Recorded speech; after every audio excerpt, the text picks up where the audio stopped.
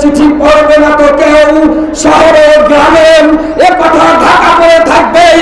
কালো রাত্রির খানে সেই কালো রাত্রির খানকে বিচ্ছিন্ন করে দিয়ে আমরা একটি আলো চাই, আলো যে আলো আমরা এই সিদ্ধ সমাজ 3 নম্বর রজপাড়া মহোৎসব এলাকায় থেকে যারা রুটি রোজগারের জন্য পড়াশোনা বন্ধ করে দিয়ে বাবার সাথে শ্রমিকের কাজ করত, সেই সন্তানদেরকে উৎসাহ দিয়ে আমরা তৈরি করেছি সুনাগরিক হিসাবে।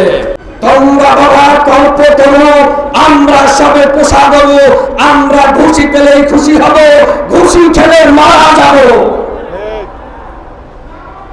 প্রিয় ভাইরা আমার, আমরা দীর্ঘদিন যাব আমাদের এই আন্দোলনের মাঠে আছি। আমাদের অধিকার আদায় না হওয়া পর্যন্ত এই মাঠ আমরা ছাড়বো না। কি বলেন?